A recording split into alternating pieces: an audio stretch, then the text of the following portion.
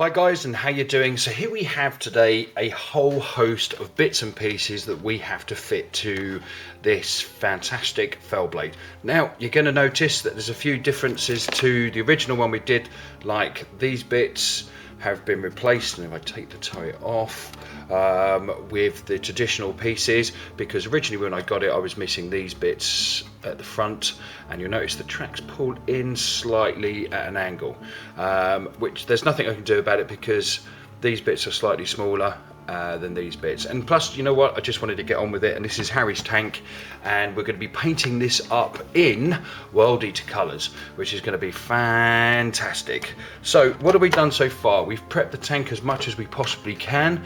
The bits have arrived from Forge World, the bits that I was missing, and the replacement parts, which is fantastic of them. They've all been washed, they just need to be dried, and then what we're going to do is we're going to start building this bad boy and get on with it. It's going to be very, very exciting. So we're going to do a step by step of painting, and I'll see you very shortly.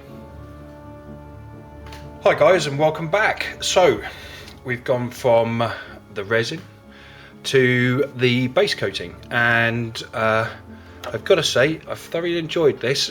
It's been, even though this is my second one I've built, I do like this tank. Okay, so let's talk about what we've done here. Now I've used only a few colours, probably about 7 colours all in all to paint this. So let's just look at what we've used, and we'll start with the Citadel. So I've used Scorpion Green by Citadel Paints, which is the GW range. Now I've used that for the lenses in the windows, and if I spin this round, just down here as well, I've used chainmail colour, the Citadel range again for the tracks and the barrel, and any of the metal parts like the barrels at the back, the exhaust pipes and the vents and stuff along the inside. I've also used it on the cannon, the demolisher cannon, and for little bits and pieces here and there, just to spice it up a bit and break up the colour, and also on here. Now you're not going to see that, but all it does is that when it is slightly over to one side, you do get to see a little bit of the metal underneath, and I think it just helps, especially if it's a destroyed piece and you turn it over. You've got a bit of detailing.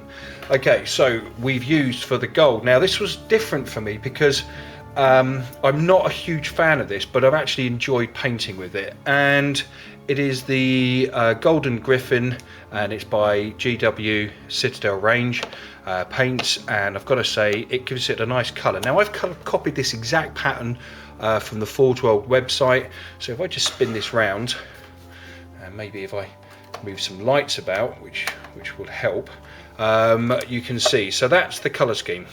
So blue, white, blue, and that's how the top section is there, broken up with the white back section where there's a hatch at the back, and also some storage areas, stowage. Okay, so it's worked out really nicely. I do like this gold, I've got to say. I didn't before. It could be that it was a bit stodgy, quite thick to use, but once you got it painted, it actually spread quite nicely. So we've used that there. Now for the blue, I've used the Minotaur range, because I'm still experimenting with these and I'm thoroughly enjoying them. This is the Lagoon Blue. Now I did this 2 coats because on white it is quite a thin paint, but once you go over the top of it again, it's perfect. I mean, remember, this is for spraying onto, you know, minis and stuff like that. I mean, it's an airbrush paint basically. Then for the black, I've used my favourite, which is Raven Black. I've got to say, really enjoy the Minotaur Black Raven. It's such a rich, chocolatey, deep dark black. I don't know if that makes any sense. I did say in a video ages ago that if I could eat it, I would. And then my favourite red, which is the Angelic Blood, which is just beautiful. Now I've used the Angelic Blood for lenses, as you can see on there. The black's been done for the heavy bolters at the front, and just a little bit in there, and painting in the barrels and stuff, which really helps. Now I base coated it with Skull White spray can from Citadel. Now you're going to go, whoa, why did you use that for? Well, to be fair, I would. I don't know why I used it at the beginning. I always use like a white as a base coat, and you work up from there. Unless I'm using army painter yellow, which I use as my base coat, and I always use the spray can as well. But if I'm doing stuff, and I can spray an entire vehicle white, and it needs to be white, I'll use this. Now you just got to make sure the can's warm and it doesn't come across as being powdery. I have found in the past that the GW stuff can be a little bit powdery, but you know, all the Citadel stuff can be a bit powdery when it goes on, or it goes on and you get cracks in it. Now that can work for you and it may fail. It's just one of those things. So we now need to look at how we're going to spice this tank up and make it different from everybody else's. Well, first things we're going to do are we're going to be using the fantastic transfers, and we just look at that. It's the World Eater transfer sheet, the Horus Heresy or pre-Heresy. If we have a look at these are absolutely lovely. Now we've got a number of different types. We've got gold, we've got red. Now we're going to go for the red, and we're going to use some bits and pieces from this just to spice up our tank. Now we want to personalize it and make it a little bit more exciting. So when you buy a Bane blade, you get a load of transfers, and I think a Shadow Sword you get the same transfers. So we'll take little bits and pieces from this just to add it onto there. For example, things like, you know, the skulls, maybe some numbers and stuff, just to dress the tank a little bit and make it a little bit more different to everybody else's, because you can imagine on a battlefield there's going to be a few of these tanks around and you just want to personalize them. So we're going to be playing around with those. So I'll see you in a second when we start applying the old transfers. See you later. Hi guys, welcome back. So here we are, we've got our turret and we've cut out our transfers, and we're going to now apply them. Now somebody asked me to do a video on how to apply transfers. There's many different camps of theory when it comes to applying your decals or transfers to your models.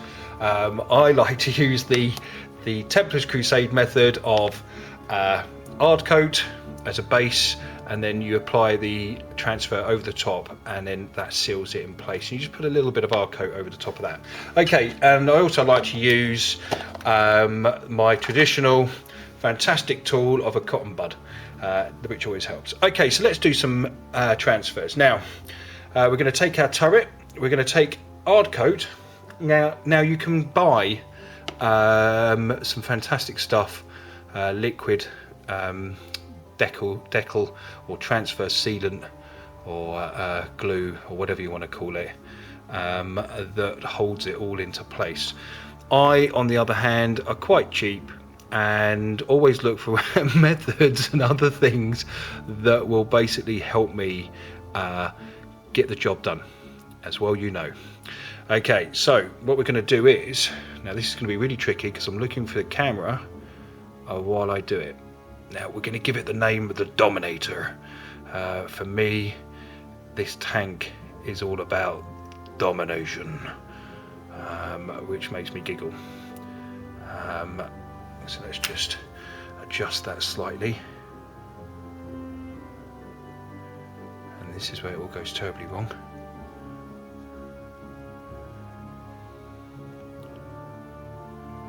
Just gently push it up, try not to rip it.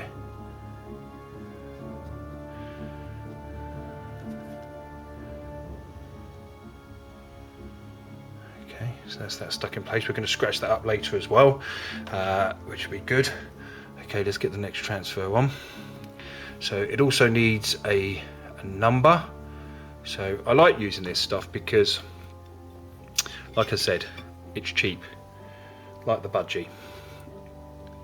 And if you know that reference, give me a shout, let me know what film that's from.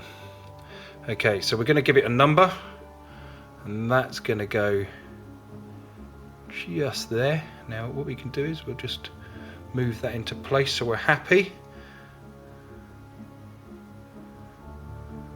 Let's just roll our cotton bud across it, and what that does, it just takes away any of the liquid and just allows us to seal it into place.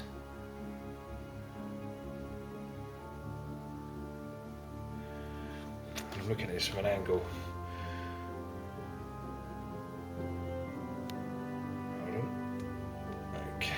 Let's spin that round. Right, now we need to do the same on the other side. So we're about there. I'm going to take our name. It's a Dominator. We're going to apply that around about there.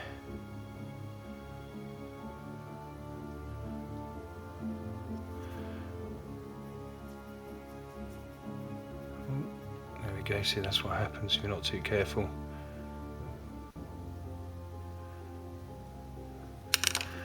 We'll just... That's why we're going to scratch all this up so and paint over it so it looks rough anyway. So I'm not too fussed. I'm not too fussed. And we'll just grab some more hard coat because we've got to put in our registration number or tank number 0123. This is a silly number. I'm reminded of Spaceballs all of a sudden. What's the passcode for the shields? It's 1, 2, 3, 4. What kind of idiot has 1, 2, 3, 4 as their passcode? The same kind of idiot that has that as their luggage. Anyway, there we go. Okay, so here we go. That's all done. Okay, so we're just spicing this up, making it look a little bit different to everybody else's tank, because this is what we're looking to do. Now we need to add some other bits to it. So I'm thinking it needs a series of maybe kill markings, which will be good. And I'm thinking they need to go on the side. So look at that blue. Look how rich that blue is. I mean, that is gorgeous. I'm going to put them on here. People are going to go, "You're crazy. You're crazy, Templars Crusade." And I'll say, "Yeah, I'm crazy." I'm going to stick this on here. Let's just make sure. I mean, this is its kills marking. This is its kills. So we need to make sure that's pretty straight. Okay. So let's grab our cotton bud. We're just gently rolling it on there. And we're just taking away all the excess stuff we don't need. That's nice. That is sweet. It looks like a cop car now, or something from a manga film. That blue, I've got to say, is so rich and beautiful. It's unbelievable. You are going to go nuts when you get hold of this paint range. Absolutely fantastic. Okay, so we've done our transfers on that. Now I'm going to go off and I'm going to do the rest of the transfers on the rest of the tank, and then we're going to look at, in the next video, how we're going to distress it, and we're going to be doing some stippling effects to give some chip paint effects and stuff like that, and we're going to play around with whatever we can to make this different from everybody else's and a little bit more special. Okay guys, you take care, and I'll speak to you very, very soon.